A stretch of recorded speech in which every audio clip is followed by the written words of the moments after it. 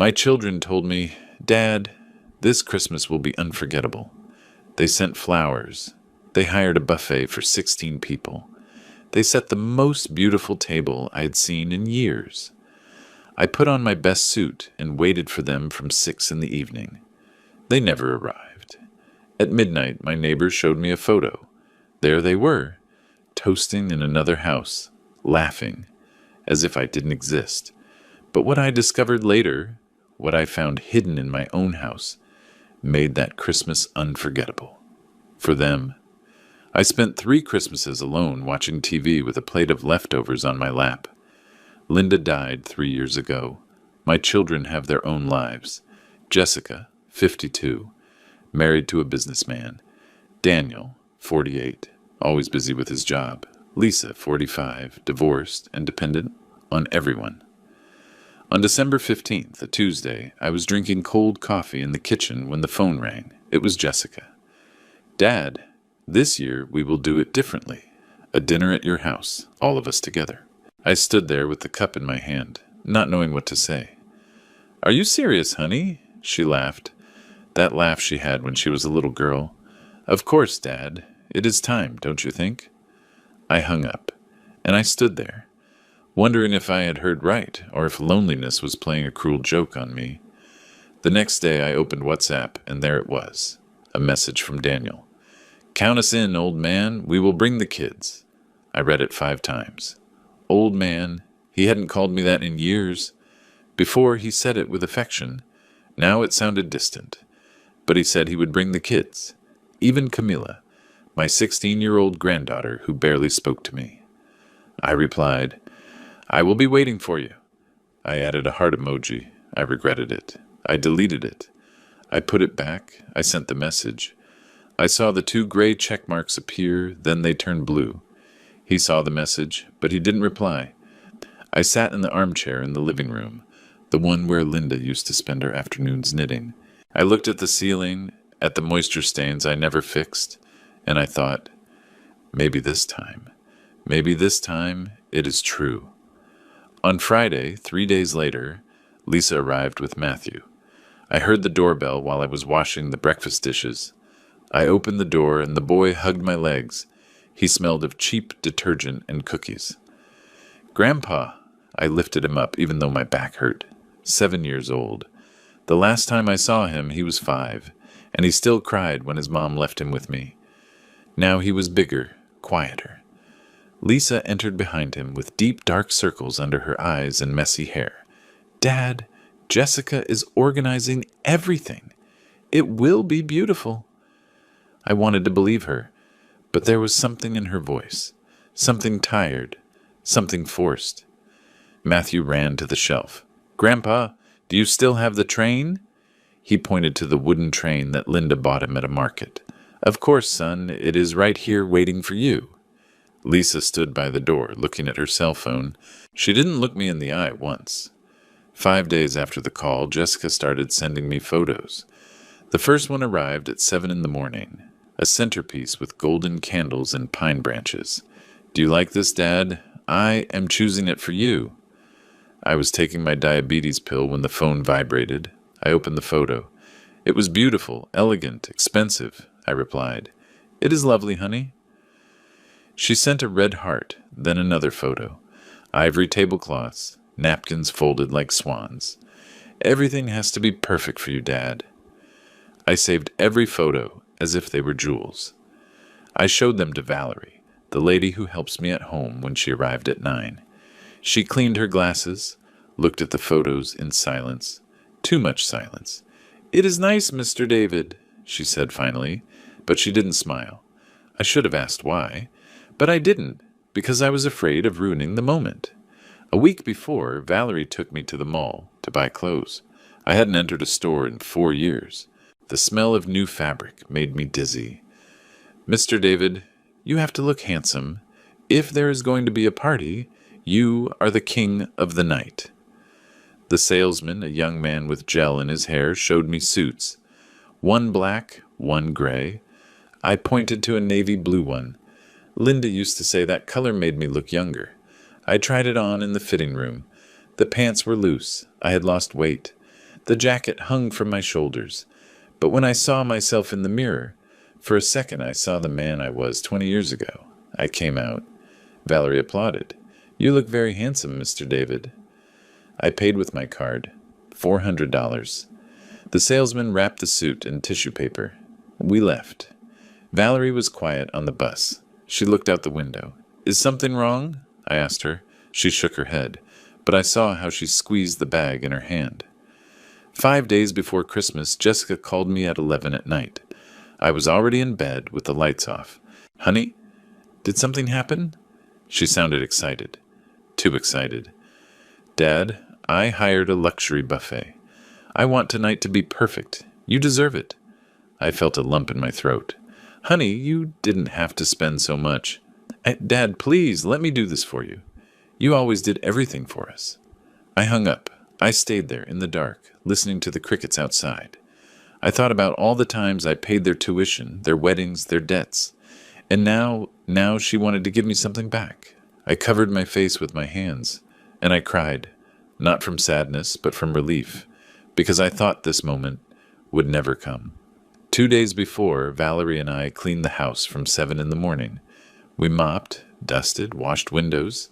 I took out the big dining table, the one we only used for birthdays and Christmases when Linda was alive. It was heavy. My back hurt moving it. Valerie helped me push it. We put on the white tablecloth that Linda embroidered 30 years ago. It still had a wine stain from some forgotten dinner. I counted the chairs. 16. I arranged them slowly. I imagined who would sit in each one.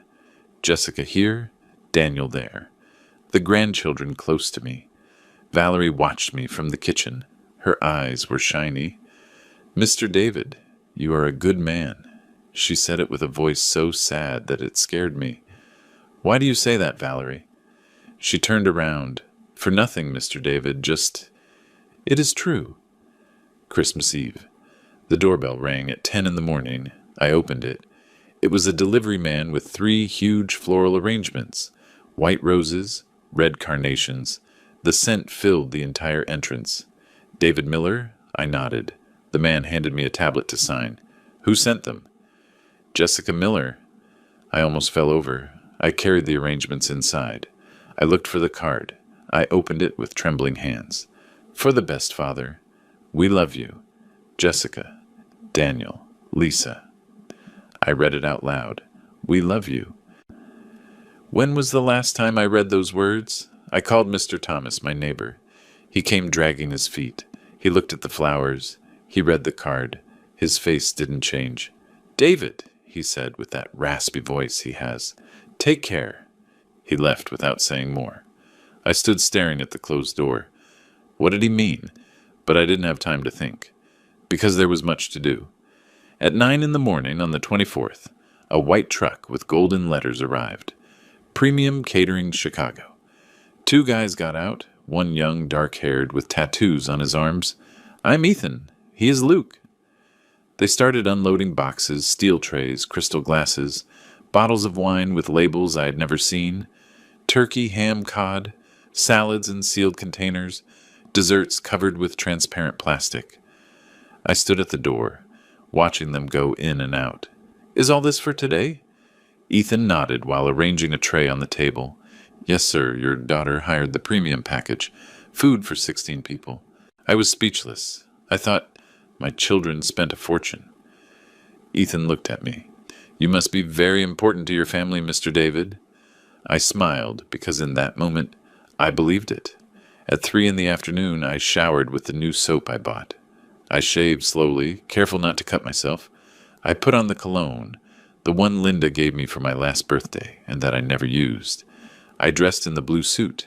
I stood in front of the mirror. The pants were still loose, but I looked dignified. Valerie entered the room. "Come, Mr. David, let me help you with the tie." I was always a disaster with knots. She fixed it in silence. Too much silence. When she finished, she took a step back. She looked me up and down, and suddenly, without warning, her eyes filled with tears. "Mr. David, you are a good man. Never forget that." I got scared. "Valerie, what is wrong?" She shook her head. "Nothing, just Don't forget it. She left the room. I stayed there, wondering what on earth had just happened. At 5 in the afternoon, everything was ready. The table set. 16 places. The candles lit. Small golden flames, trembling with the air. The house smelled of cinnamon, pine, and roasted meat. I sat in the living room armchair. I looked at the Christmas lights I hung in the window, the photos of Linda on the mantelpiece, her smile frozen in time. I closed my eyes. I took a deep breath. And for the first time in 3 years, I felt that my house was becoming a home again. Linda, I whispered, I wish you were here to see this. I opened my eyes. I looked at the clock. 5:10. Less than an hour left. My hands were shaking. I didn't know if it was from excitement or fear, because deep down, very deep down, a little voice told me, what if they don't come? But I silenced it. I silenced it because I needed to believe. At 6 o'clock sharp, I called Jessica. The phone rang 3 times before she answered. Hello? Her voice sounded rushed. In the background, I heard music, laughter, voices I didn't recognize. Honey, what time are you arriving? Brief silence. Then, oh, Dad, in an hour. We are just finishing getting ready. Something in her tone I didn't like. She sounded distracted, as if she was doing something else while talking to me. Where are you? Another pause. At home, Dad. Relax. We are leaving soon. And she hung up without saying goodbye. I was left with the phone in my hand, staring at the black screen. Why was there music if they were getting ready? Why were so many people talking? I shook my head.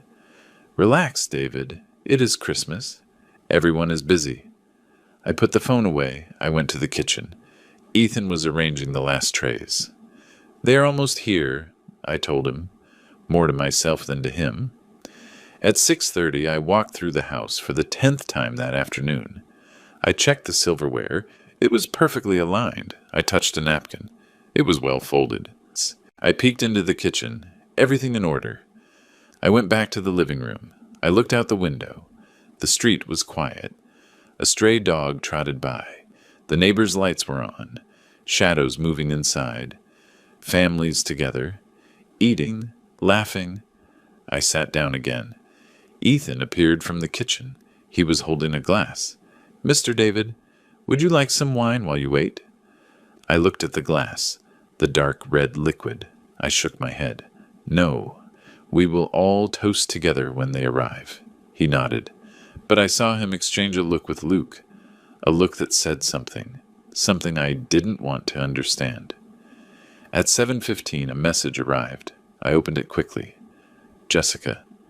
Dad, small delay. Daniel had to pick something up. We are on our way. I read the message twice. Small delay. It is okay. It was normal. I took a deep breath. I wrote, I'm waiting for you. I sent the message. The 2 check marks turned blue in seconds. She saw the message, but she didn't reply. 5 minutes. 10. Nothing. I left the phone on the table. I looked at the candles. They had already gone down an inch. The wax dripped down the sides, forming white tears on the silver candelabras. I got up.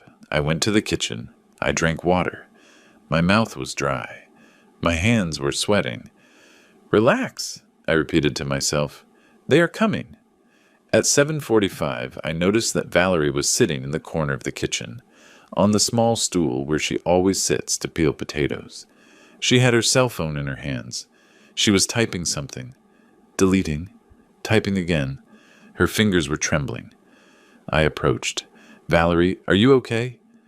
She looked up. Her eyes were red, swollen, as if she had been crying. Yes, Mr. David, everything is fine. But her voice broke at the end. Are you sure? She nodded fast, too fast. She put the phone in her apron pocket. She stood up. I'm going to check the drinks. She walked away before I could say anything else.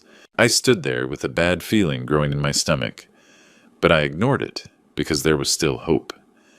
At 8:30, my cell phone vibrated. An audio message from Daniel. I opened it. Old man, leaving now. Sorry, traffic is terrible. Christmas, you know. His voice sounded strange, rushed. But in the background, I heard something that made me stop. Music. Not radio music. Live music. Like a party. And then very softly, a woman's voice, laughing. I listened to the audio again. I paid attention. Yes, there were definitely people. Many voices. Where was he? In the car or somewhere else? My heart started beating faster. No, I told myself, don't think about that. He is on his way. They are just passing by somewhere. I put the phone away, but my hands wouldn't stop shaking. At 9, Ethan approached with his hands in his pockets. He looked at the table. The turkey that was no longer steaming, the sauces that had solidified, the mashed potatoes with a dry crust on top. Mister, David, the food is getting cold. Do you want us to warm it up again? I looked at him. He had a kind expression, but also sad, as if he knew something I refused to see. No, I said. My voice came out harder than I wanted. They must be arriving now. He didn't insist. He just nodded. He went back to the kitchen, walking slowly. I heard him talking to Luke, whispers. I didn't understand the words, but the tone was clear. They pitied me, and I hated that. I hated being the old man people pity. At 9:45, my cell phone vibrated again. Lisa. Dad, sorry, we got delayed, but we're almost there. Love you. Those 2 words. Love you. I read them over and over again. When was the last time Lisa told me that? Not in a message? In person? I didn't remember. I replied, I'm waiting for you, daughter, with everything ready. I sent the message. I saw the check marks. Gray, then blue. She saw the message. 1 minute, 2, 5, 10. No answer. I left the phone on the table. I observed the 16 empty chairs, the glasses shining under the candlelight, the plates waiting like me, and I felt something break inside me, something small but important. At 10:30, Valerie appeared with a plate, ham, a little salad, bread. She put it in front of me. Mr. David, please, eat even a little bit. I looked at the plate. The food looked cold, sad. I want to wait for my children. My voice sounded hollow. She knelt beside my chair. She took my hand. Her hands were rough, calloused. Mr. David, please. There were tears in her eyes. Why was she crying? What did she know that I didn't know? I pulled my hand away. They are going to come, Valerie. They promised me. She closed her eyes, nodded, stood up, took the plate back to the kitchen, and I stayed there, alone, again. At 11 at night, I heard noise in the kitchen. Ethan and Luke cleaning up, the clinking of silverware, the sliding of trays being stacked, plastic wrapping. I didn't move from my chair. I couldn't move. I was paralyzed, staring at the front door, waiting, just waiting.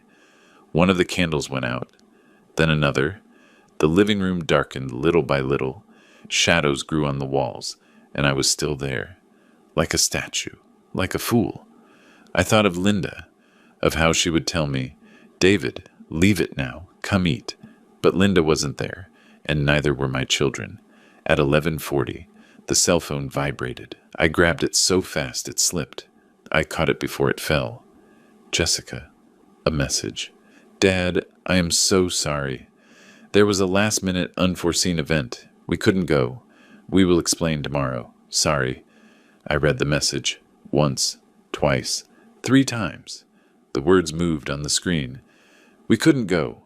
We will explain tomorrow. Sorry. Sorry? Sorry? I left the cell phone on the table. I stared at the ceiling, the moisture stains, the cracks I never fixed, and I felt how everything I had been holding for 15 days, for 3 years, collapsed. Slow, silent, painful. At midnight, the bells of St. John's Church began to ring. Dong, dong, dong. 12 slow bells. Christmas, officially. I looked around. The table for 16. The candles almost extinct. The cold plates. The empty glasses. The photos of Linda looking at me from the mantelpiece, with those eyes that no longer shined. And me. Just me. In the silence between one bell and another, I heard something outside. Footsteps. Steps on the dry leaves of the garden. My heart jumped. I got up. I walked towards the door. My legs were shaking. I opened it. But outside were not my children. It was Mr. Thomas, with a bottle of wine in one hand and a look that said everything. Mr. Thomas entered without me inviting him. He dragged his feet, as always. 83 years carried in each step. He brought a bottle of red wine with the label half peeled off. He put it on the table. "You are not going to spend this night alone, David." His voice sounded raspy, tired but firm. I stood by the door, still with my hand on the doorknob. "Thomas, don't you have to—" He raised his hand. He cut me off. "Sit down." And he sat first, in the chair I had prepared for Daniel. He opened the wine with an old corkscrew he took out of his jacket. The cork came out with a dry pop. He poured 2 glasses, handed me one. "Let's toast, David, for us, those who are still here." I took the glass. My fingers shook so much the wine moved in circles. We toasted. The crystal rang, and I drank. It tasted bitter, like everything that night. 15 minutes later, Ethan appeared from the kitchen. He was still wearing the white apron from the buffet. He stood by the table, hands in his pockets. "Mr. David." He paused. He looked at Mr. Thomas, then at me. "My shift ended 2 hours ago, but if you allow me, I would like to stay." I looked at him without understanding. Why would he want to stay? He was a stranger, a boy who came to work, nothing more. "You don't have to do that, son." Ethan shook his head. He approached, pulled out a chair, the same one I had put for Jessica. He sat down. "I want to do it, Mr. David."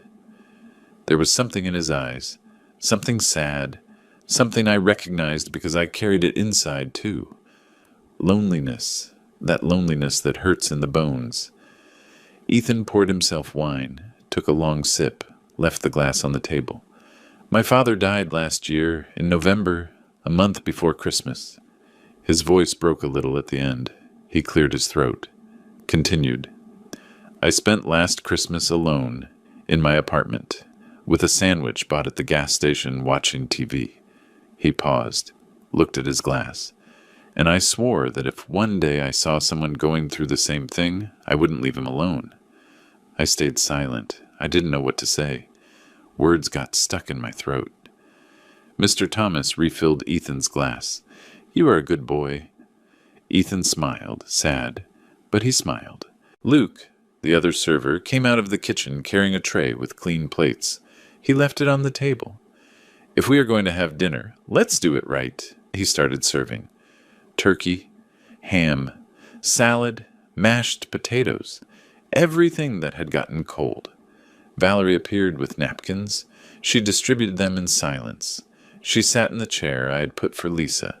4 strangers sitting at my table in my children's chairs, and me there, not knowing whether to laugh or cry.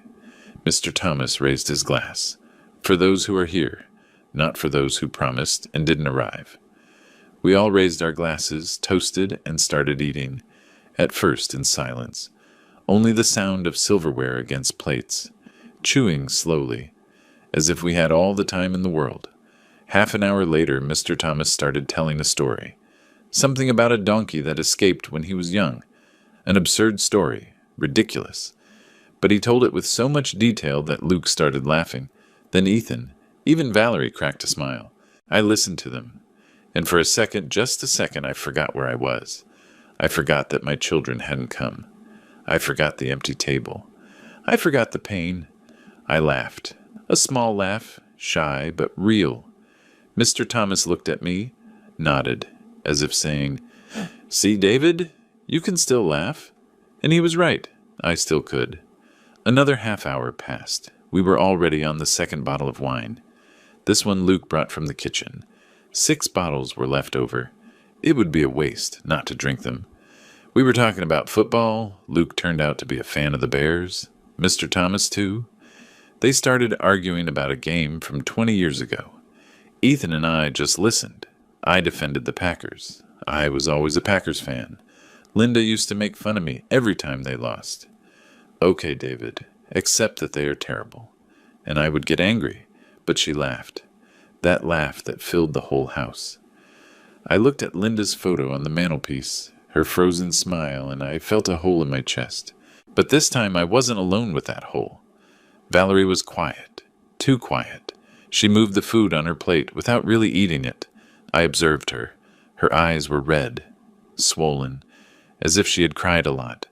"Valerie, are you okay?" She looked up. She looked at me, and for a moment I thought she was going to say something important, something that needed to come out. But she shook her head. "I'm fine, Mr. David." She put down the fork, wiped her hands on the napkin. "It's just that I have to talk to you, but not now." Her voice trembled. "When?" She looked at the others, then at me. "Tomorrow. Tomorrow I will tell you everything." And she said no more. She got up, went to the bathroom. I heard her crying behind the closed door, and I knew something bad was coming. At 2 a.m, we were still there. The conversation had changed. Now we talked about deeper things.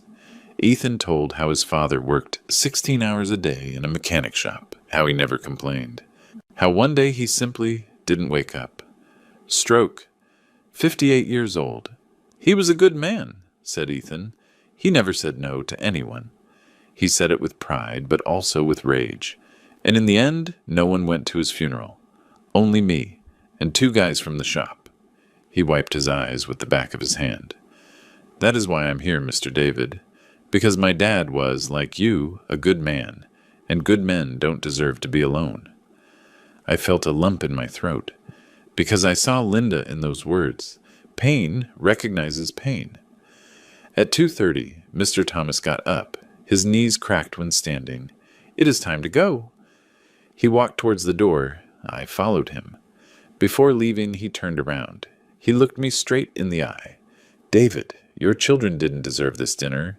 He paused. His face became serious, more serious than usual. "But someday you will understand why they did this." I frowned. "What do you mean?" He shook his head. "You will know. Be patient." He left. The door closed behind him. I stood there looking at the closed door. "You will understand why they did this." What the hell did that mean? What did Thomas know that I didn't know? I went back to the table. Ethan and Luke were clearing the plates. Valerie was putting the leftover food in plastic containers. I sat down. I watched them work in silence, and I felt something strange.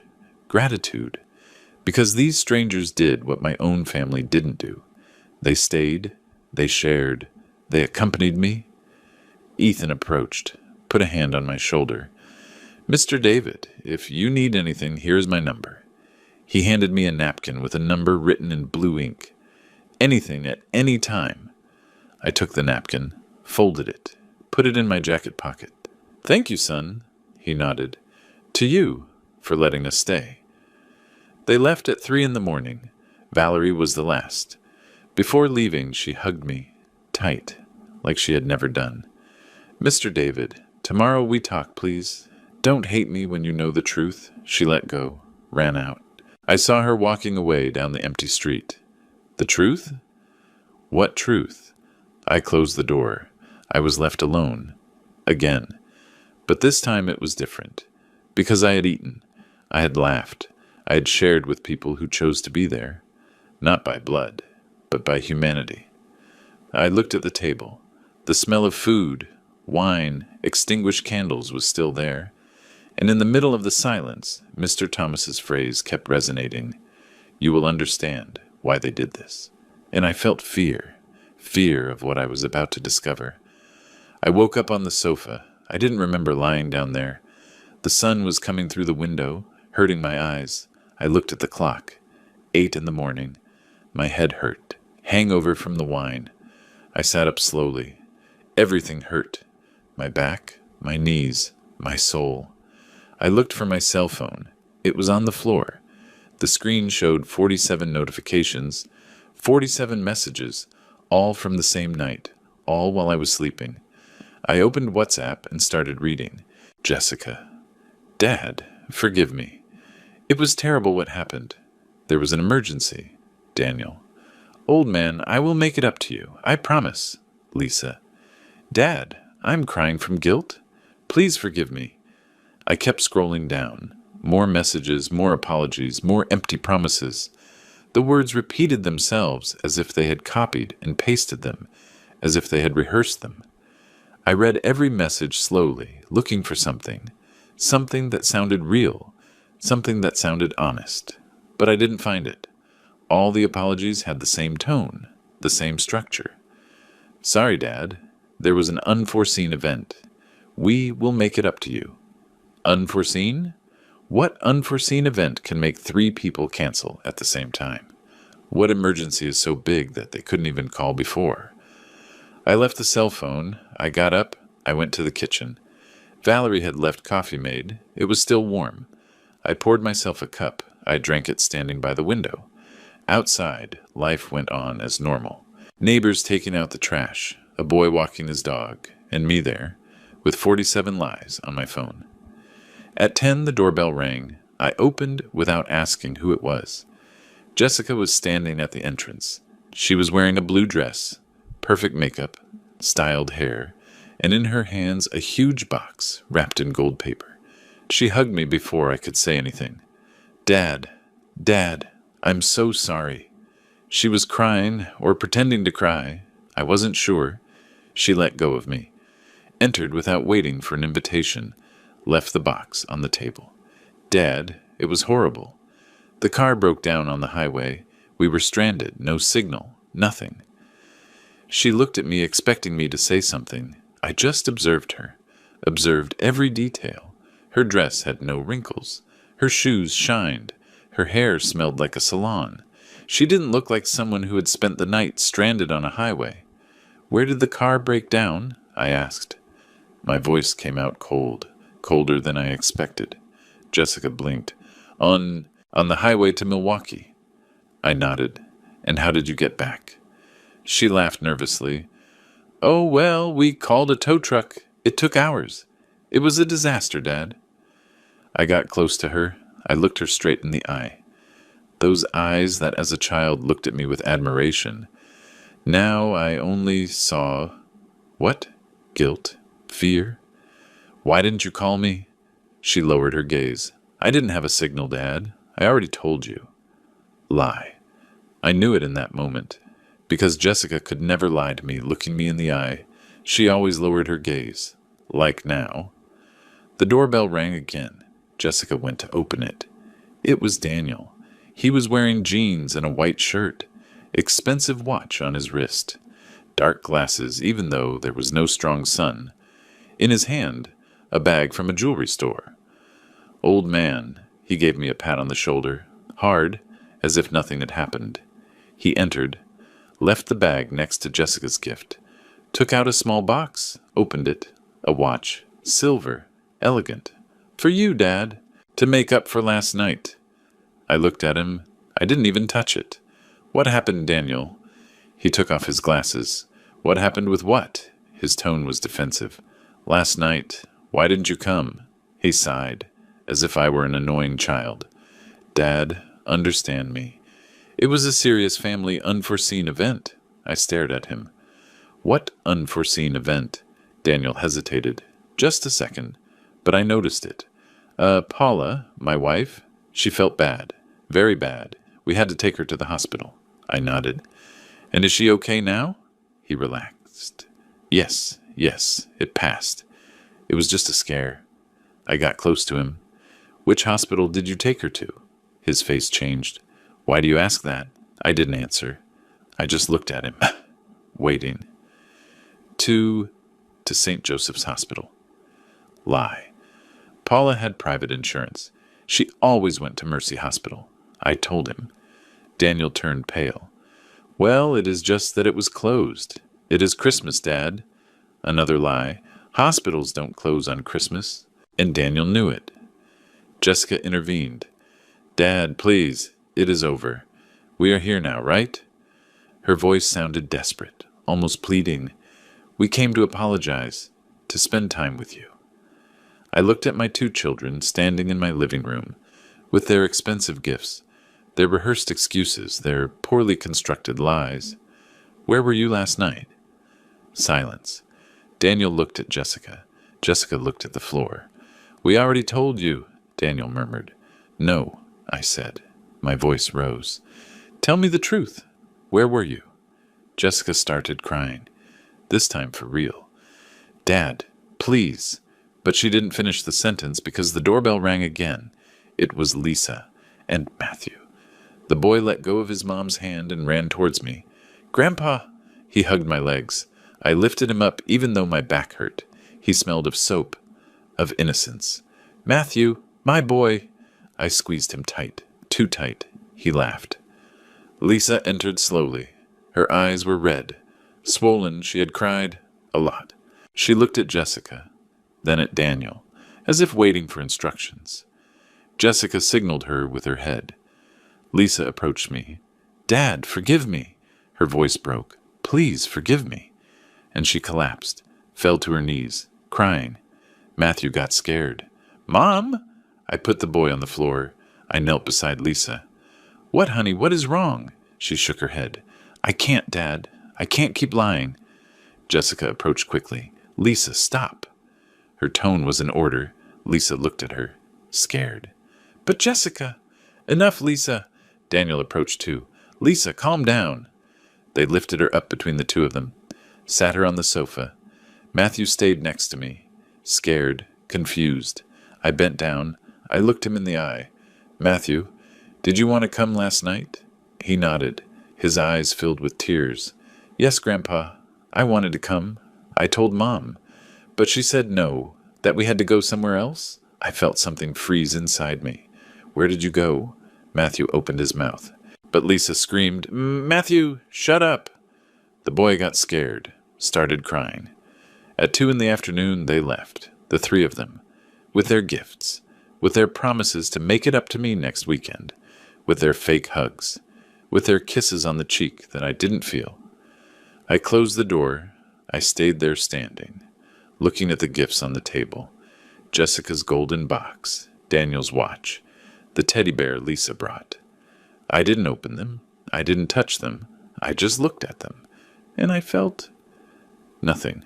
Empty. I went to the kitchen. I poured myself water. I drank it slowly. And then the landline rang, the one almost nobody uses. I answered. "Mr. David Miller?" It was a woman's voice, professional. "Yes, this is him. We are calling from the bank. We are calling to confirm a charge of $5,000 made yesterday on your card ending in 3426. I felt the floor move. I asked the woman from the bank to repeat. "How much did you say?" My voice came out broken. She, with that forced patience that call center employees have, repeated, $5,000, Mr. Miller. Premium Catering Chicago, $3,000. La Rosa Florist, $1,000. Martinez Decorations, $1,200. Valley Wines and Liquors, $800. Every number was a stab wound. $3,000 on buffet, $1,000 on flowers. I paid for all that. I sat on the floor. Literally. My legs stopped supporting me. The phone still glued to my ear. "Mr. Miller, are you still there?" I cleared my throat. "Yes, I am still here." My throat was dry, as if I had swallowed sand. "You authorized these purchases." I closed my eyes. "No, I didn't authorize anything." The employee typed something. I heard the clicking of her keyboard through the phone. "I see that the charges were made on December 23rd at 11:14 in the morning, all from the same IP, a computer in Naperville." Naperville, where Jessica lives. The record shows that the card was added to the system on December 15th, 10 days ago. The same day Jessica called me to tell me what she would do for the dinner. The same day it all started. "Do you want us to block the card, sir?" I didn't answer. I was doing mental calculations, trying to remember. When did she ask for the card? "Mr. Miller?" The woman's voice brought me back. Yes, block it." I hung up. I stayed sitting on the kitchen floor. The refrigerator hummed. It was the only sound.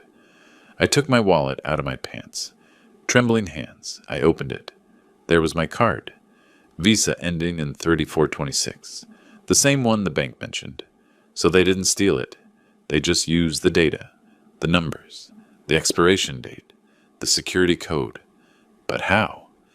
How did they get that information? I got up. I went to the desk. I opened the drawer where I keep papers, old statements, receipts, and then I remembered. A little over 2 weeks ago, a Tuesday, 3 days before Jessica called to promise me dinner, Jessica came to visit me. She said she needed to buy a gift for Lisa for her birthday. Dad, can you lend me your card? Mine is blocked, and I need to buy it today.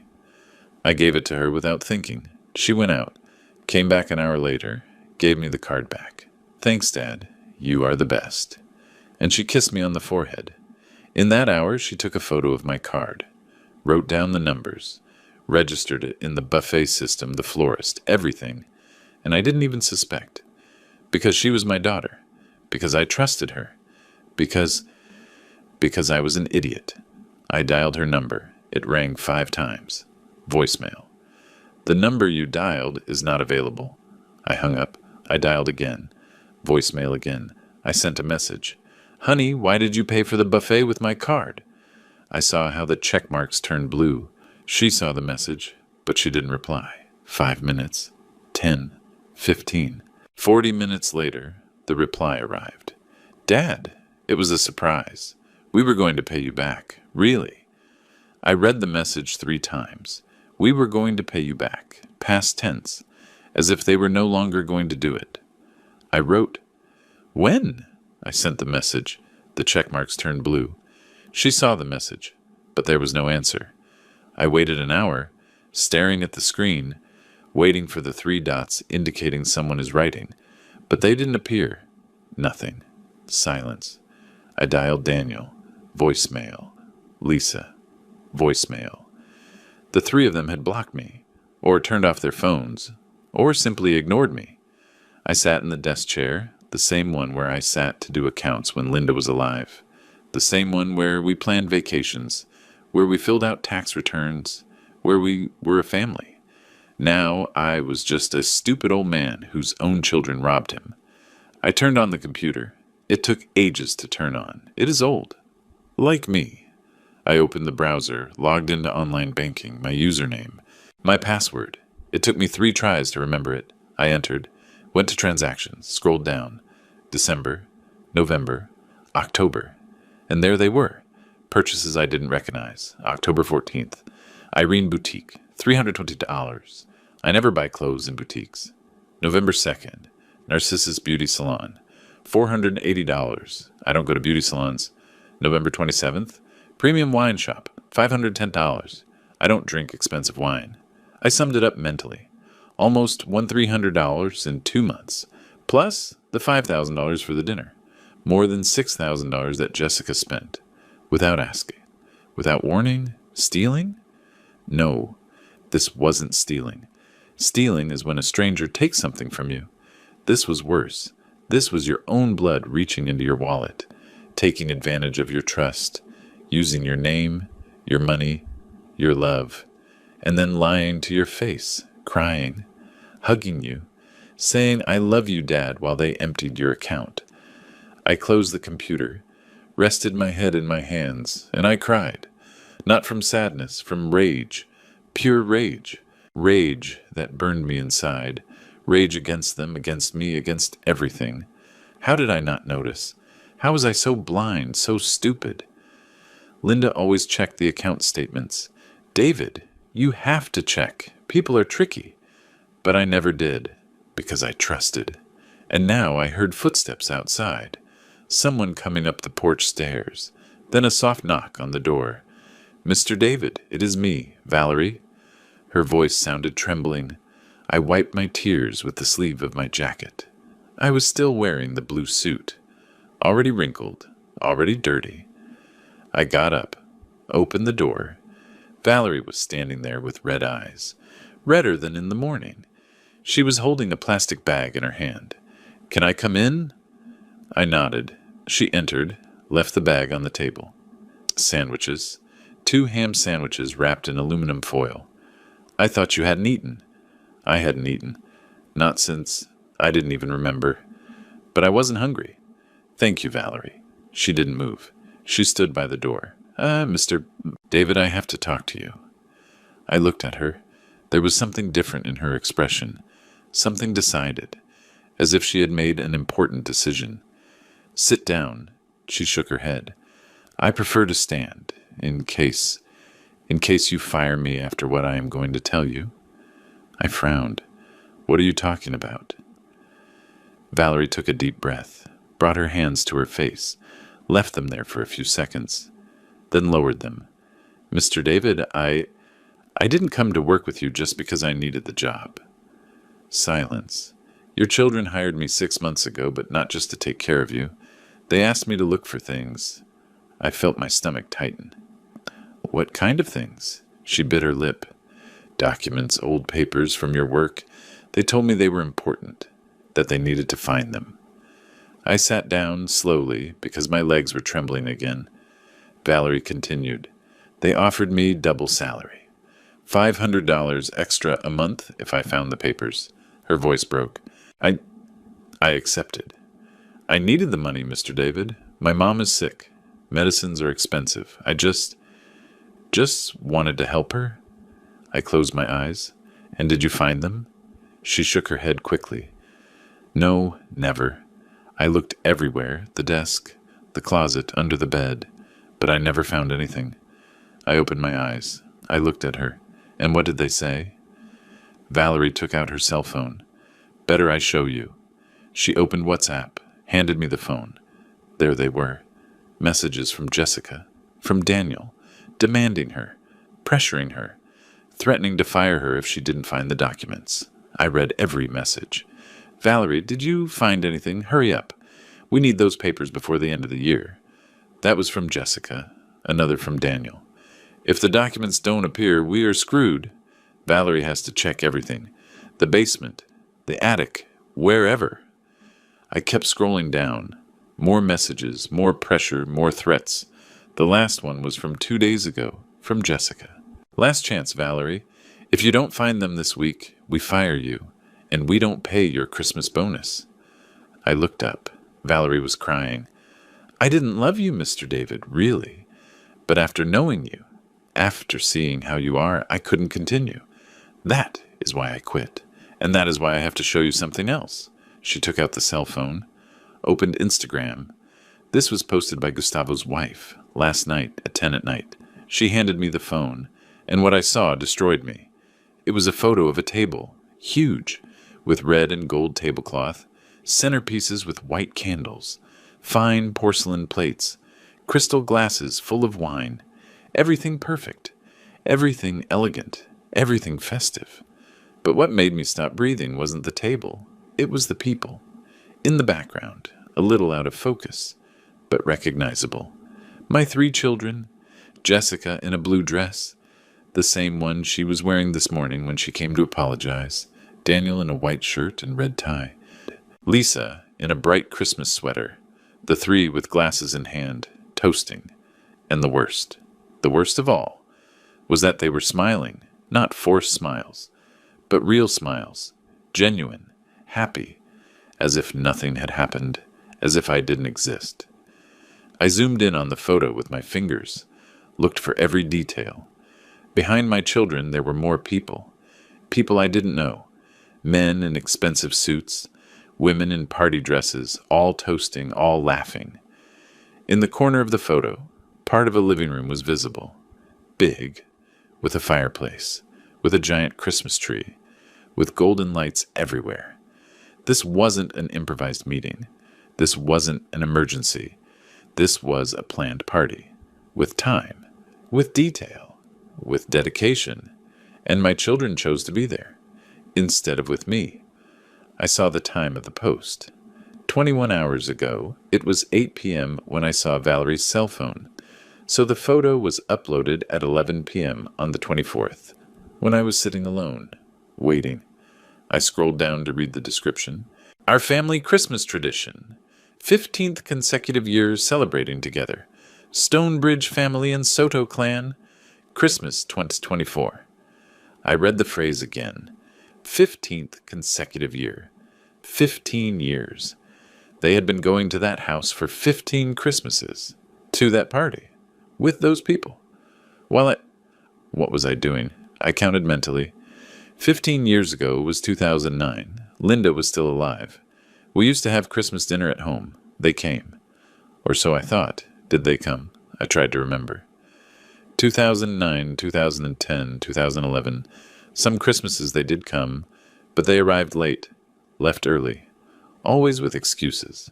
We have another dinner, Dad. The kids are tired. Tomorrow we have to wake up early. And I believed them, because they were my children, because I never imagined they were lying to me. I returned the cell phone to Valerie. I couldn't keep looking. It hurt, physically, as if someone had opened my chest and was squeezing my heart with their hands.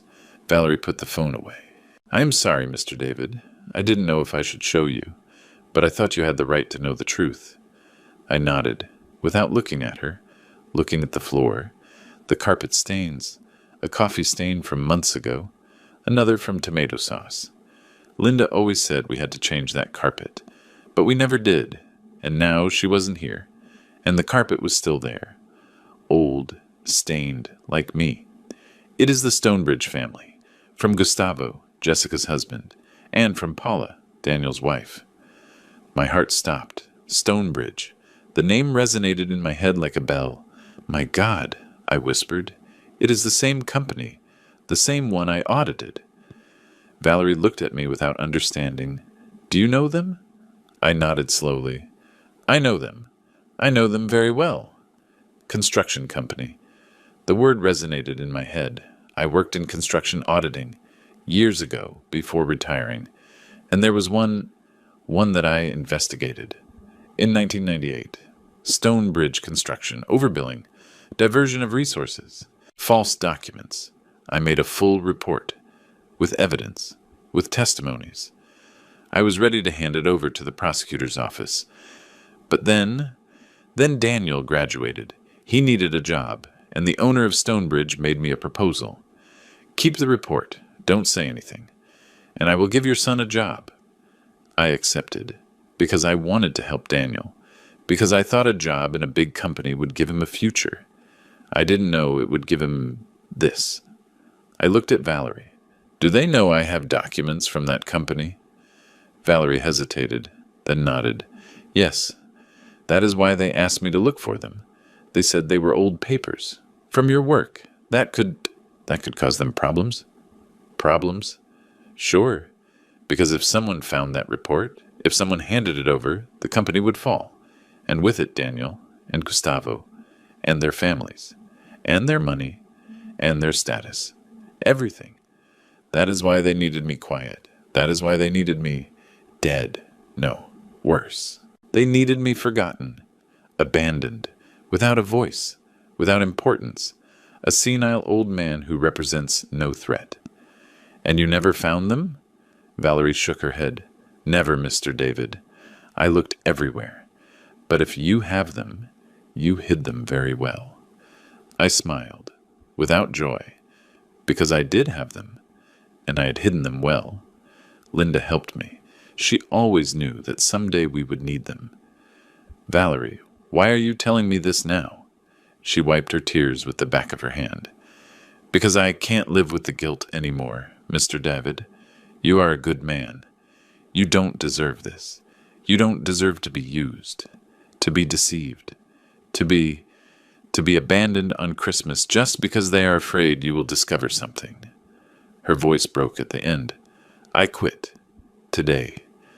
Now. I can't keep working for people like that, even if I need the money, even if my mom is sick. There are things that are not done, and spying on an old man, that is not done. I got up, walked towards her, hugged her. She stayed rigid at first, then she let go, cried on my shoulder, and I let her, because I understood. I understood that she was also a victim, like me.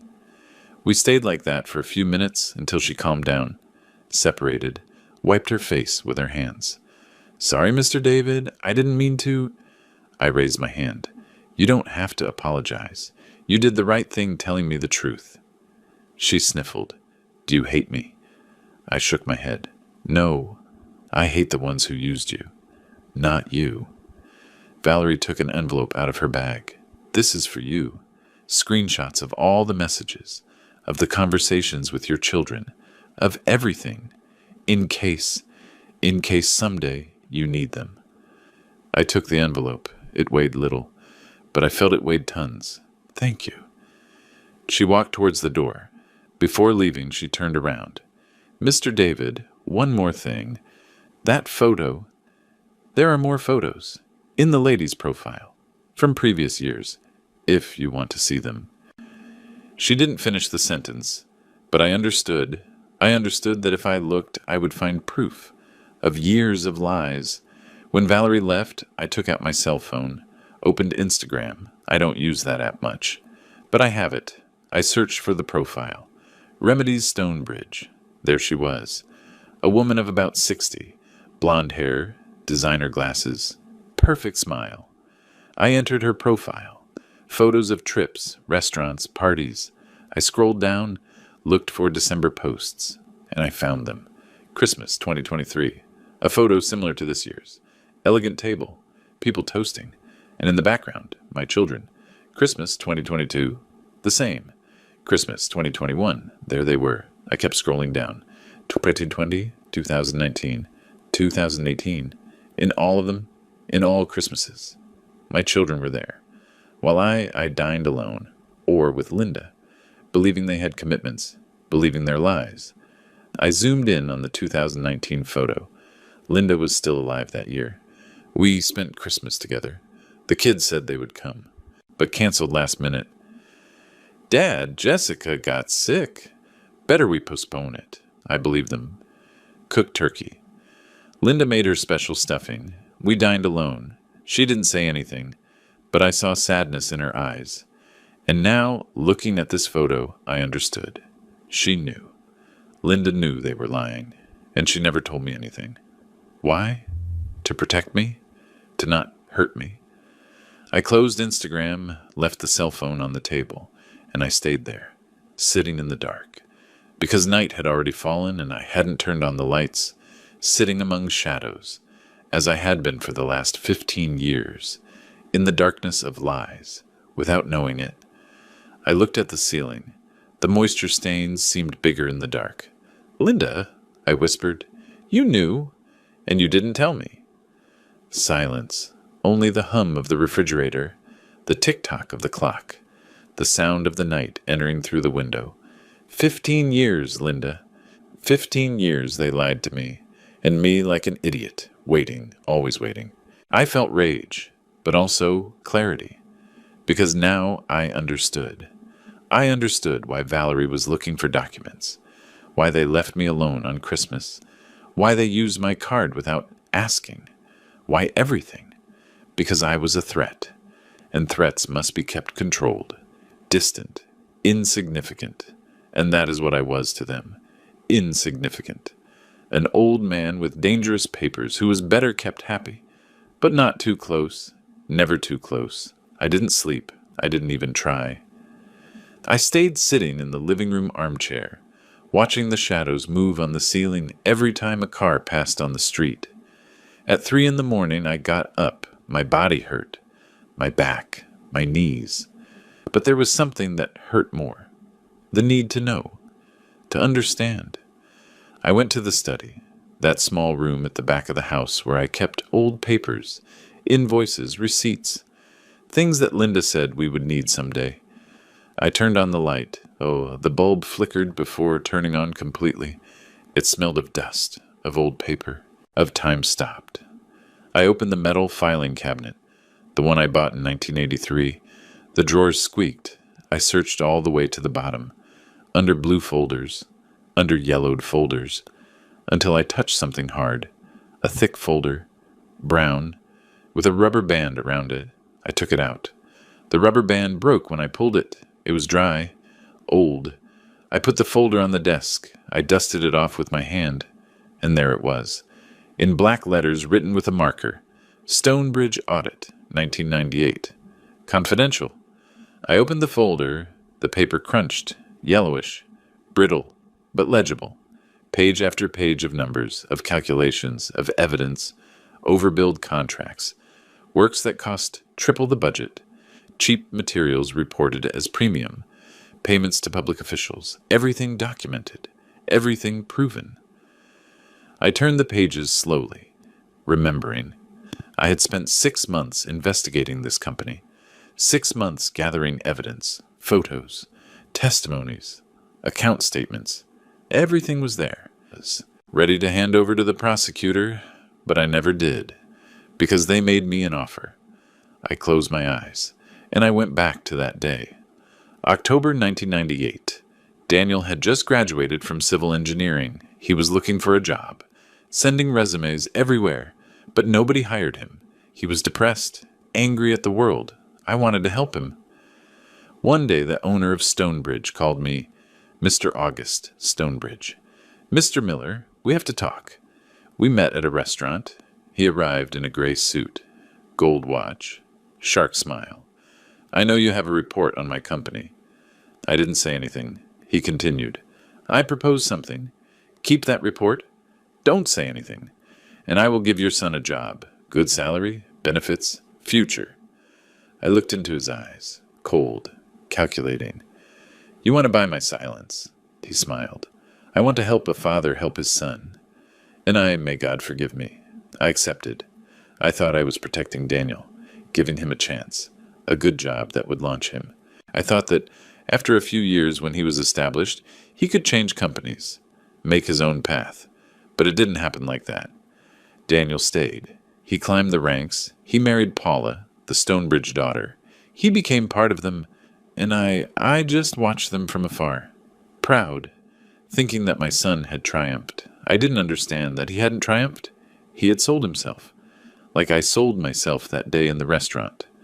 I opened my eyes. I looked at the documents on the desk, evidence of corruption, of crimes, and I kept them.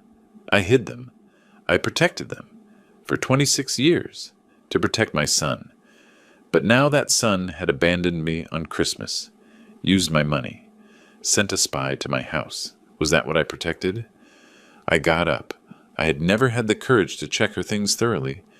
Every time I opened that closet, the pain made me close the door. But not this time. I went to Linda's closet. I opened it. Inside were still her dresses, her shoes, her lavender smell that refused to leave. I searched the top shelf, behind the blankets, and I touched something. A box, wooden, not very big. I took it down. It was heavy. It had a small latch, locked with a padlock. But the padlock was open, as if Linda had wanted me to find it easily. I opened the box. Inside was a flash drive, black, small, and stuck on the lid of the box, a yellow post-it note with Linda's handwriting, that round handwriting that I always had to struggle to read. It said, David, if something happens to me, this is for you. I love you. L. I felt a lump in my throat. I took the flash drive. My hands were shaking. I went back to the desk, turned on the computer, inserted the flash drive. A folder appeared. For David. Inside a video file, I double-clicked. The screen went black.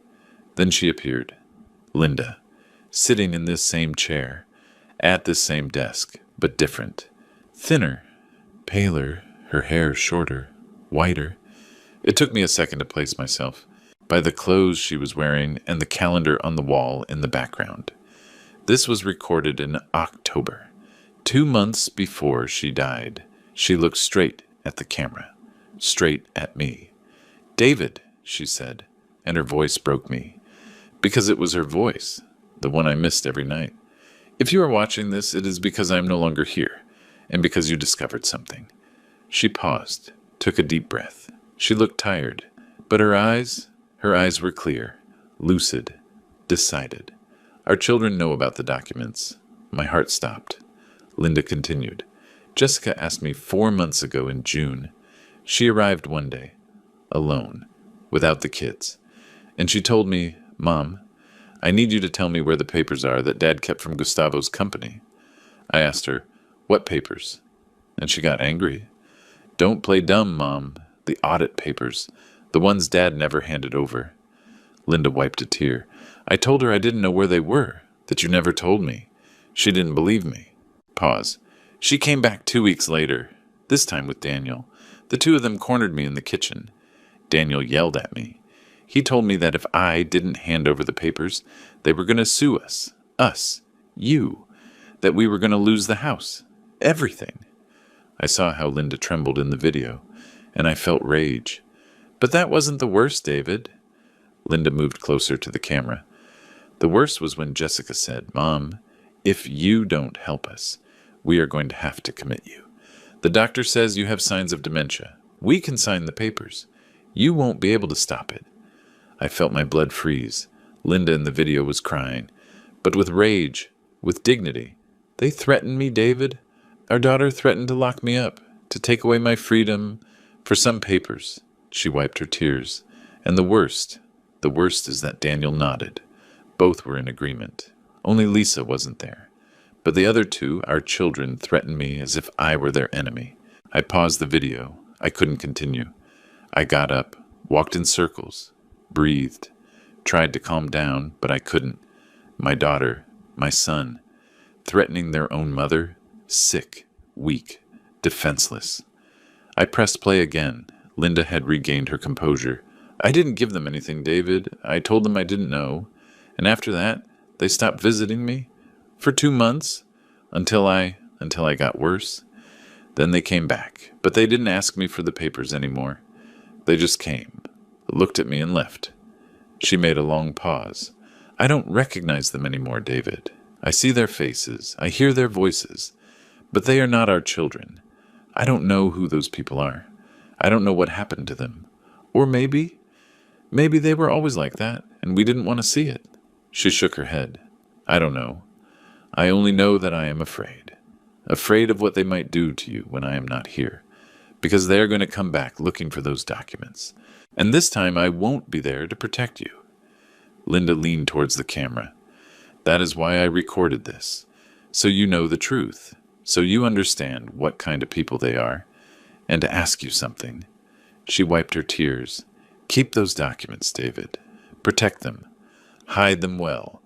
Because someday you're going to need them. Not to attack, but to defend yourself. They're going to come back. They're going to pressure you. They're going to manipulate you. And when they do, when you feel you are alone, remember that I left you this. Remember that I knew. Remember that I love you. And that I always trusted you. The video ended. The screen went black. And I stayed there, looking at my reflection in the turned-off monitor, an old man, with tears running down his cheeks, with a broken heart.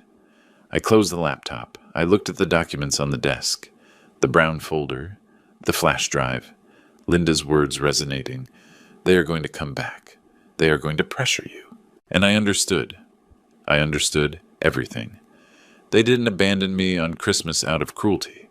They abandoned me because I am a threat. Because as long as I live, as long as I have those documents, they are not safe. Their money is not safe. Their status is not safe. Their future is not safe. I am the only one who can destroy them, and they know it. That is why they isolated me. That is why Valerie was searching my house. That is why they used my card without fear. Because for them, I was already dead.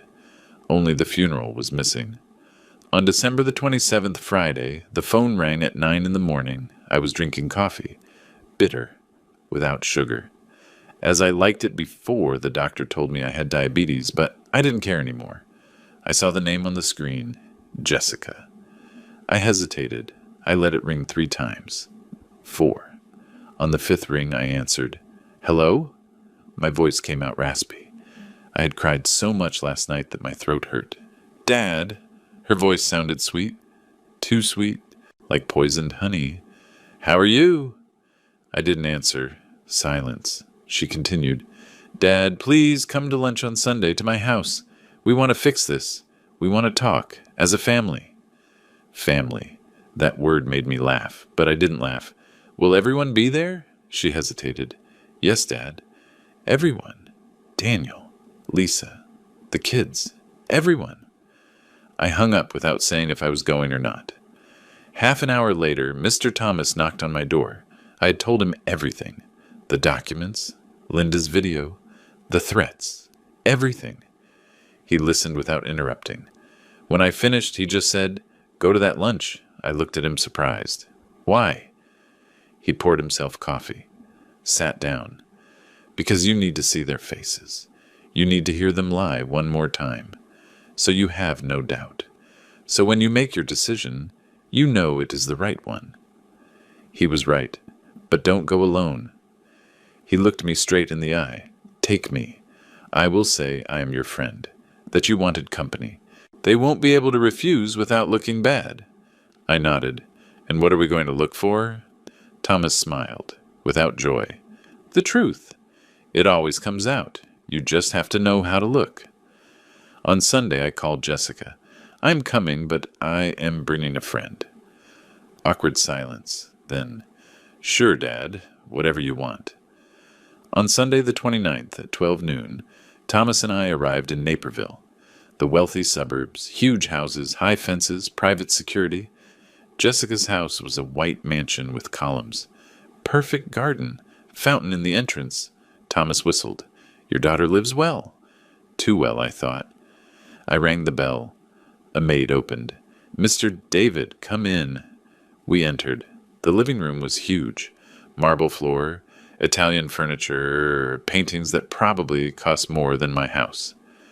Jessica appeared. White dress, pearl necklace, perfect smile. "Dad," she hugged me, smelled of expensive perfume. She let go, looked at Thomas. "He is my neighbor, Mr. Thomas." Jessica extended her hand. "Nice to meet you. Come in, please." She took us to the dining room. Daniel was already there, with Paula, Lisa with Matthew. Everyone smiling, everyone acting as if nothing had happened. Lunch was a theater play.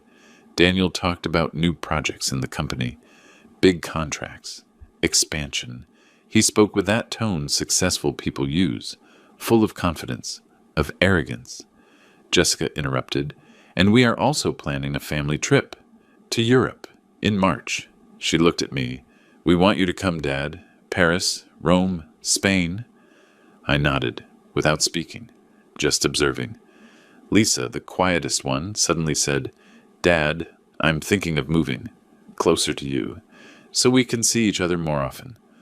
All eyes, all so obvious, so rehearsed. Thomas ate in silence, but I saw him observing. Every gesture, every word, every look they exchanged between them. Everything was fake, like cardboard sets on a cheap stage. After lunch, Jessica got up. "Dad, will you accompany me for a moment? I want to show you something." I got up. Thomas looked at me.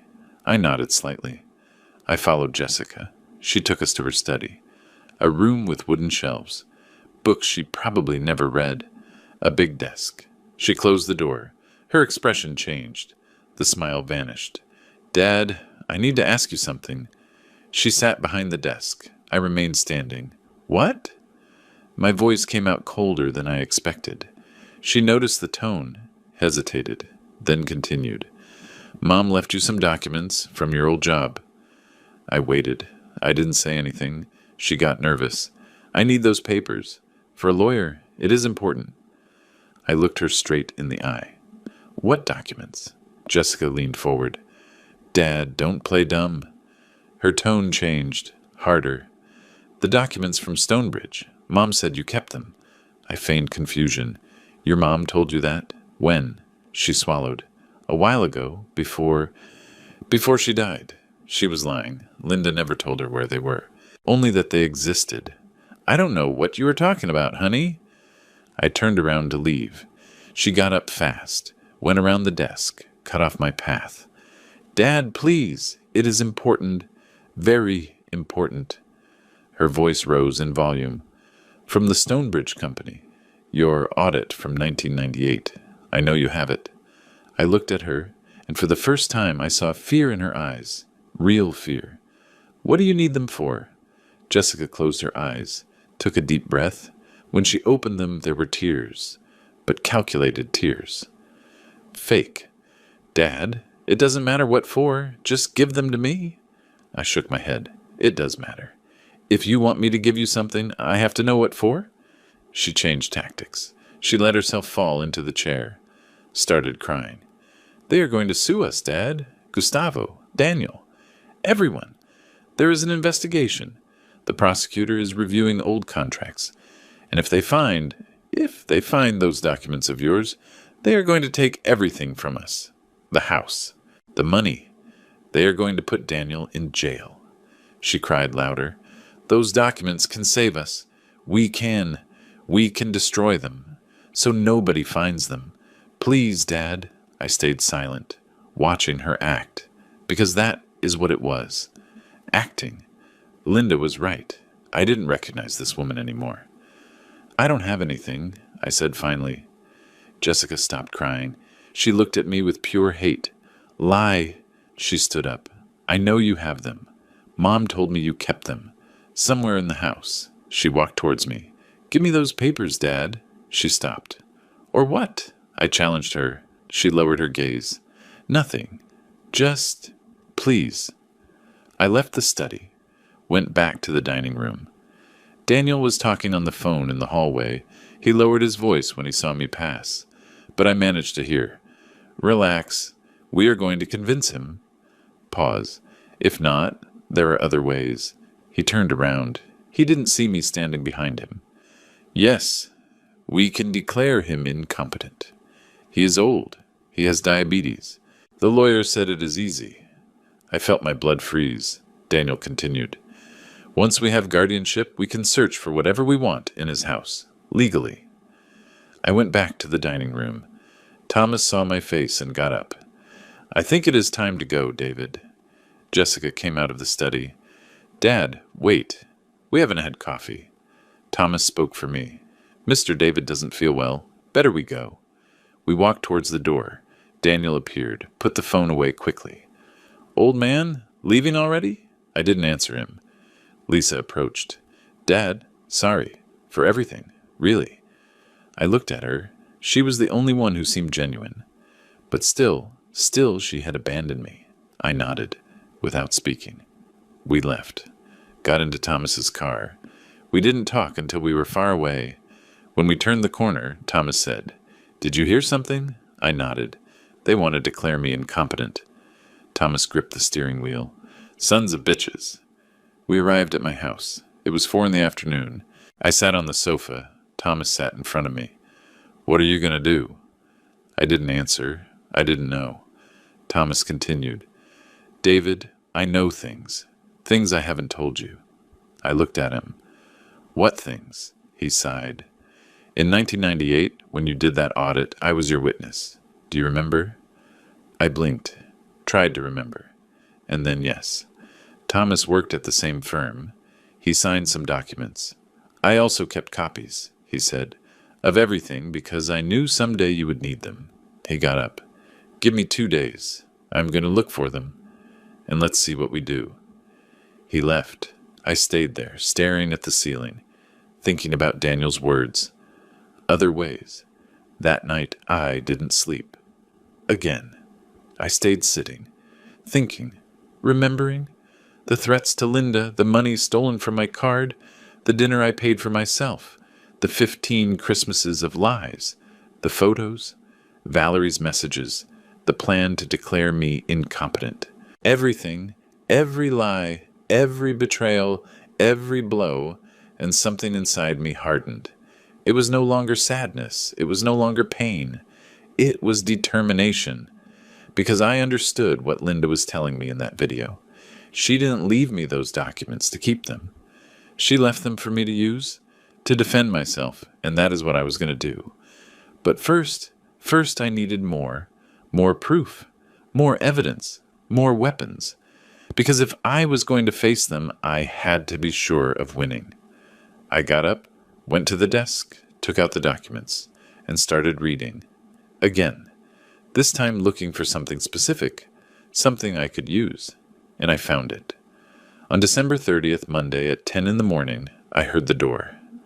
Not the doorbell, the door, as if someone pushed it with their shoulder. I went to open it. It was Matthew, alone, without Lisa. The boy had red eyes, swollen. He had cried, a lot. Grandpa! He threw himself into my arms. I lifted him. He weighed more than I remembered. 7 years old, so small, so fragile. What happened, my son? Where's your mom? He shook his head.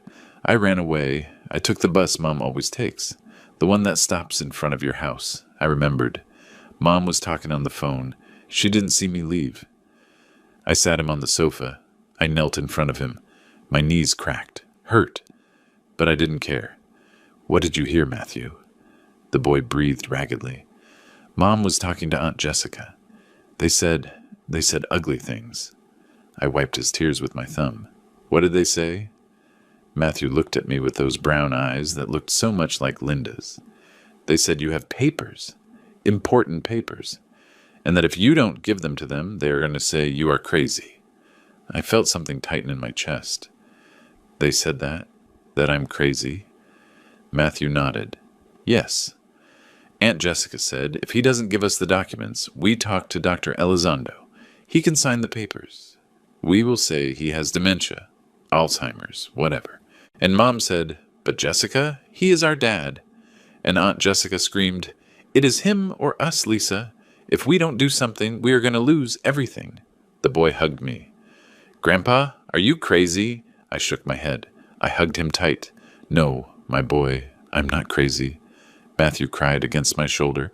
Then why do they want to take away your house? I closed my eyes. Because it was easier to rob a demented old man than to face their own crimes. That is what I wanted to tell him. But I couldn't. He was just a child. Don't worry, Matthew. Nobody is going to take anything from me. The boy separated, looked at me. Promise? I nodded. Promise, guardianship. That was the word. Declare me incompetent, legally insane, and thus take control of my house, of my things, of my documents. They could search without my permission, destroy evidence, erase all trace, and I couldn't do anything, because I would be locked in some asylum, medicated, quiet, forgotten. It was the perfect plan. And they almost did it to me. Almost. But Matthew had just given me the confirmation I needed. They were no longer assumptions. It was real. My children were conspiring to destroy me. I gave Matthew juice, cookies. I sat him in front of the TV. I dialed Lisa. She answered on the second ring. Dad? Her voice sounded nervous. Matthew is with me. Silence. Then, what? How did he get there? Walking, I imagine. He is fine, but I need you to come. Now. I hung up. I didn't want to talk more with her on the phone. Half an hour later, another visitor arrived, knocked on the door. I opened. It was Camilla, my 16-year-old granddaughter, Daniel's daughter, tall, thin, with black hair tied in a ponytail. She had a backpack on her back, and in her hand an old cell phone, one I recognized immediately. Grandpa! She entered fast, looked around, as if she was afraid someone had followed her. Camilla, what are you doing here? Do your parents know you came? She shook her head. No. And they can't know? She closed the door, took the cell phone out of her pocket. Grandpa, I found this. In the drawer of Dad's desk. It was hidden. Under some papers. She handed me the cell phone. It was Linda's old iPhone. The one she used before I bought her a new one 4 years ago. I thought she had thrown it away. Your dad had this? Camilla nodded. Yes. I found it by accident. I was looking for a stapler and there it was. I turned on the cell phone. It still had battery. I opened the messages, and what I saw broke my soul again. Conversations between Linda and a name. Lawyer Odelio. I opened the chat, the months before Linda died. Linda. Lawyer, I need legal advice. It is about my daughter Jessica. Reply, tell me, Mrs. Miller. Linda. She has been taking money from our accounts, without permission, small amounts, but constant. I kept scrolling down. More messages. The lawyer asking for details. Linda sending screenshots of account statements. Unauthorized transfers. Strange withdrawals. The lawyer. Ma'am, this is fraud. We can proceed legally. Linda. I don't want to put my daughter in jail. I just want her to stop. But there was one last message from the lawyer.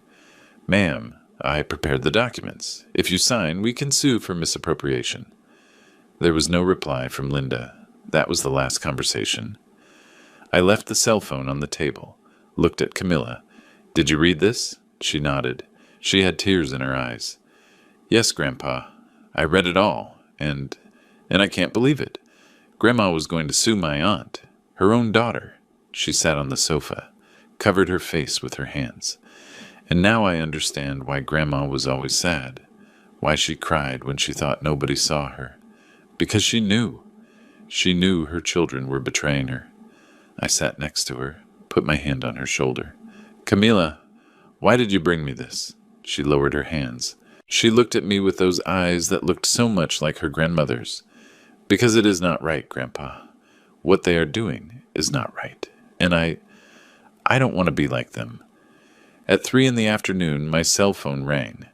"Unknown number," I answered. "Mr. David?" It was a young voice, male. I took a second to recognize it. "Ethan?" The server from the Christmas dinner. "Yes, sir. Sorry to bother you, but I investigated something and I think you should know." I put the phone on speaker. "Tell me." Ethan took a deep breath. "I have a friend. He works at the anti-corruption prosecutor's office. I told him about you, about the dinner, and he told me something important." Pause. "The Stonebridge Company is being investigated. For 6 months. For irregular contracts, bribes, diversion of public funds." I felt my heart accelerate. "And what does that have to do with me?" Ethan continued. "My friend says they need proof, old documents from previous audits, to prove that this comes from years ago, and I told him that maybe you had something." Silence. Long. Heavy. "Mr. David, if you have documents from that company, the prosecutor needs them. They can be the key to closing the case." I looked at the documents on the desk, the brown folder, the evidence from 1998. "Is your friend trustworthy?" I asked. "Yes, sir. Totally. He is honest. One of the few." I nodded, even though Ethan couldn't see me. "Tell him to come, tomorrow, here to my house. Have him bring what he needs to verify the documents." I heard the surprise in his voice. "Really, Mr. David? Really?" I hung up. Camilla was looking at me. "Grandpa, are you going to hand over the documents?" I looked at her. "I'm going to do what your grandmother asked me to do. Defend myself." She smiled. For the first time in years, I saw pride in the eyes of someone in my family. Real pride. At 5 p.m, there was a knock on the door. It was Mr. Thomas. He brought a cardboard box, heavy. He left it on the table with a dull thud. "David, I told you I kept copies." He opened the box. Inside were folders, documents, photos, everything organized, everything labeled. "Do you remember 1998, when we did the audit together?" I nodded, vaguely. There had been so many cases, so many companies. I signed as a witness, as secondary auditor, and I kept everything because I knew. He looked at me. "I knew that someday Mr. August Stonebridge was going to try to erase you. You. The evidence. Everything." He took out a folder, opened it. "Here are the signatures, mine, yours, the official seals. This cannot be denied. It cannot be destroyed, because there are 2 copies, yours and mine." I felt something I hadn't felt in days. Hope. "Why didn't you ever tell me you had this?" Thomas smiled. "Because I hoped you would never need it. But here we are." At 6 p.m, the last one arrived. Lawyer Adelio, Linda's lawyer, a man of 61 years, bald, with thick glasses, wrinkled gray suit, old leather briefcase. He entered, greeted with a firm handshake, sat down, opened his briefcase, took out a folder. "Mr. David, Linda came to see me 3 years ago, 2 months before dying." He put the folder on the table. "She left me very clear instructions.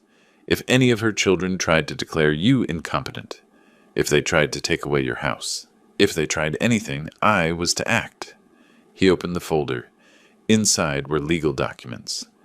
"This is a power of attorney, signed by Linda, in my favor, to represent you legally in case you couldn't do it." He showed me the signature. It was Linda's. I recognized her handwriting. "And this." He took out another document. "It is an affidavit, From Linda, stating that you are in full mental faculties. Signed before a notary. Dated 3 years ago. I looked at all the documents on my table. The audits, Thomas's copies, Linda's messages on the cell phone, the lawyer's statements, the testimonies of Camilla and Matthew. And I understood. Linda prepared everything. She knew this was going to happen. She knew our children would try to destroy me, and she left me the weapons to defend myself. Not only the company documents, but legal protection, witnesses, allies, everything.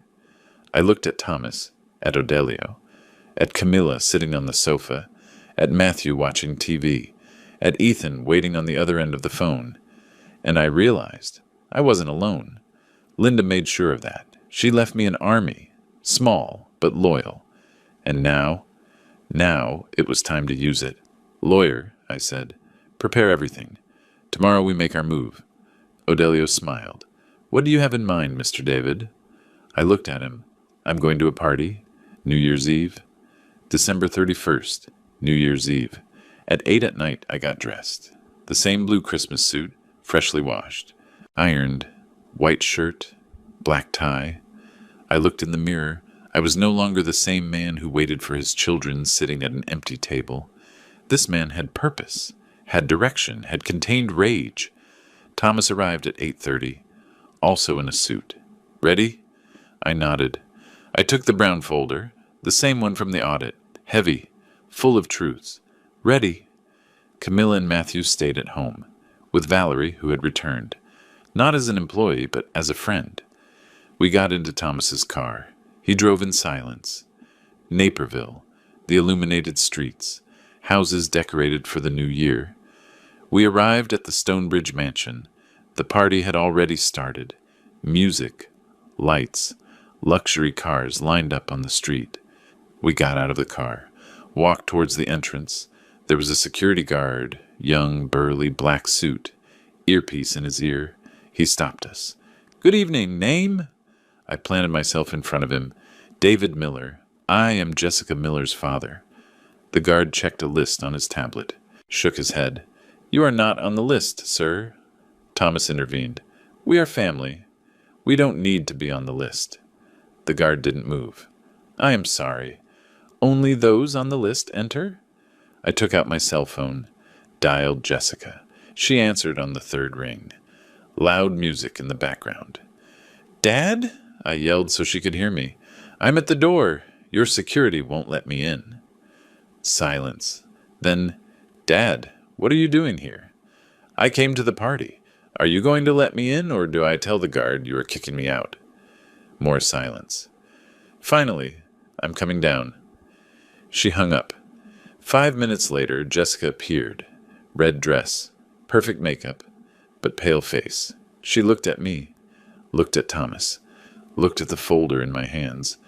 Dad, this is a private party. I am your father, Jessica. Are you going to let me pass or not? She hesitated, then signaled the guard. Let them pass. We entered the bar. Waiters with trays of champagne. Elegant people everywhere. Jessica walked next to me, whispering, Dad, what do you want? I didn't answer her, kept walking. Towards the main hall, the double doors were open. Inside there were easily 100 people. Live jazz music, a band in a corner, long table with food, bar, and in the background, at the main table, the Stonebridge family. Mr. August, his wife Remedios, and next to them, my 3 children, Daniel, Lisa, and Jessica's husband, Gustavo. I walked towards them. People moved out of my way. Some looked at me curiously, others surprised. Thomas was behind me, firm, like a bodyguard. We arrived at the main table. Daniel saw me first, and he got up so fast he knocked over his glass. The wine spilled on the white tablecloth. Dad? His voice came out strangled. Lisa covered her mouth with her hand. Gustavo, Jessica's husband, tried to smile. Mr. David? What a surprise. Mr. August Stonebridge looked at me, 75 years old. White hair, impeccable suit, gold watch. He looked at me as if I were an insect. Mr. Miller, I didn't expect to see you here. I smiled, without joy. I imagine not. I put the brown folder on the table, right between the plates of food. The dull noise made everyone turn around. The hall began to fall silent. The music continued, but conversations died down. Mr. August looked at the folder, then at me. What is this? I didn't answer yet. I looked at my children, one by one. Daniel with a red face, Jessica trembling, Lisa with tears in her eyes. This, I said finally, is the truth. I opened the folder, took out the first document, the cover of the audit, Stonebridge Audit, 1998, overbilling and diversion of public funds. I put it on the table. Mr. August turned pale. Mr. Miller, is this the audit you asked me to keep? I finished the sentence for him. Yes, the same one. I took out more papers. Contracts, fake invoices, irregular transfers. In 1998, I discovered that your company was diverting millions. Public works that cost 3 times more than budgeted. Cheap materials reported as premium. Bribes to officials. I put every document on the table, like poker cards. I was going to hand this over to the prosecutor, but you made me an offer. Silence in exchange for my son's future. I looked at Daniel. I thought I was giving him a chance. A dignified job. A career. I shook my head. But what I did was sell him. Because you didn't give him a job. You recruited him. You made him an accomplice. You taught him to be like you. Daniel opened his mouth. Dad, Shut up. My voice came out like a whip. He closed his mouth. And my daughters... I looked at Jessica, then at Lisa. My daughters used me, robbed me, abandoned me on Christmas, paid for my own dinner with my money, and then toasted here, with you, while I waited for them alone. My voice broke at the end, but I didn't cry. I had no more tears. You thought I was weak? That I was just a stupid old man? That I would forget? That I would forgive just because you are my blood? I took out the last document, Linda's power of attorney, the affidavit. But my wife, your mother, your grandmother, she knew. She knew what you were going to do, and she protected me. I put the documents on the table. You tried to declare me incompetent, send me to a nursing home, take away my house, search for these documents. I hit the folder, but you failed, because Linda left me weapons, witnesses, legal protection, and above all, she left me the truth. The hall was completely silent. Even the music had stopped. 100 pairs of eyes watching, some horrified, others fascinated, as if they were watching a movie. But this was real, terribly real. Mr. August tried to stand up. Mr. Miller, this is ridiculous. You cannot... Cannot what? I interrupted him. Expose the truth? Defend my name? Protect myself from my own children? I leaned over the table, face to face with him. These documents are already with the prosecutor, certified copies handed over this morning, along with the proofs kept by Mr. Thomas, my witness from 26 years ago. Thomas stepped forward, nodded, and along with new testimonies, from employees, from contractors, from people you trampled on for years. Mr. August let himself fall into his chair. Remedios, his wife, covered her mouth. Gustavo looked at the documents as if they were venomous snakes, because they were venomous for them. I straightened up. I looked at my 3 children. You will ask me why I came here, why I ruined this party, why I exposed you in front of everyone. I paused, because I wanted you to feel what I felt when you left me alone on December 24th. When I discovered you used my card, when I learned you had been lying to me for 15 years, I wanted you to feel shame, humiliation, betrayal. Jessica was crying. Daniel had his head down. Lisa looked at me with pleading eyes. But I didn't care anymore. You chose. You chose money over me, status over family, lies over love. I took the folder, closed it. Now I choose too. I choose you, out of my life. The silence was sepulchral. I could hear my own breathing, my own heart beating. I took an envelope out of the inside pocket of my jacket, put it on the table. This is a copy of everything for you, so you know exactly what the prosecutor has. I looked at Mr. August. You will decide if you want to save your company or save your lies. If you cooperate with the investigation, maybe, just maybe, you can reduce your sentence. I turned around, started walking towards the exit. Thomas next to me. Dad, wait! It was Lisa. She ran after me, took me by the arm. Dad, please, I am sorry, really. I looked at her. I saw the girl she was. The one who played in the garden. The one who asked me to read her stories. But that girl no longer existed. Lisa, you had 1,000 opportunities to choose, to be on my side, to tell the truth, but you always chose them. I let go of her grip. Now live with that choice. I kept walking, left the mansion. The cold December air hit my face. I breathed deep. Free. Outside, next to Thomas's car, they were waiting. Ethan, Luke, Valerie, Camilla, Matthew, and lawyer Odelio. All there, all smiling. Matthew ran towards me. I lifted him. My back hurt, but I didn't care. Is it done, Grandpa? He asked. I nodded. It is done, son. Camilla hugged me. I'm proud of you, Grandpa. Valerie had tears in her eyes. Mr. David, you are the bravest man I know. Thomas gave me a pat on the back. Well done, David. Linda would be proud. I looked at the sky. The stars were shining, clear, beautiful. Thank you, Linda, I whispered, for protecting me until the end. We left all together, in the cars, towards my house to wait for the new year, not with blood, but with family. True family, the one I chose and the one that chose me. I spent the new year with who chose to be with me, not by blood. By true love, we toasted at midnight. Ethan, Luke, Valerie, Thomas, lawyer Adelio, Camilla, Matthew, everyone laughing, everyone together, in my living room, in my house that no longer felt empty. My children called me later. Jessica first, crying, asking for forgiveness. I listened to her but didn't answer. Daniel sent messages, many saying he didn't know, that they forced him. More lies. I deleted them. Lisa came to the house 3 days later, knocked on the door. I let her in. We talked. She cried. She said she wanted to change, that she wanted to win me back. I told her forgiveness is earned, not asked for.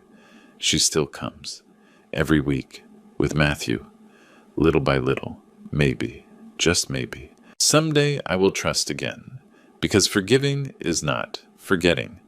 Forgiving is choosing not to carry the weight of resentment anymore. But it is not going back to how it was before either. Some things break and don't glue back. They are just accepted, broken. And family? Family is not who shares your blood. Family is who stays when everything falls, when there is no money, when there is no prestige, when only you remain, and they choose to stay. That is family. Today I am 79 years old, a house that smells of coffee and people who visit me, grandchildren who hug me for real, friends who are brothers, and documents that are no longer my burden, but my defense. The investigation continues. Stonebridge is in trouble. Daniel lost his job. Jessica sold her mansion. Consequences arrived, as they always arrive, sooner or later. The truth comes out, and when it comes out, it doesn't forgive. And you? Were you ever betrayed by who should have protected you? Did you have to choose between forgiving and freeing yourself? Between blood and dignity? Tell me down below. Your story matters. Because maybe someone else needs to hear it. Maybe someone else is going through the same thing, and your testimony can save them. If this story touched your heart, leave us your like and subscribe to the channel. Hit the bell. Every day we share real stories. Stories of pain, of betrayal, but also of liberation. The next one could be yours or someone you know. Thanks for listening until the end. See you in the next story.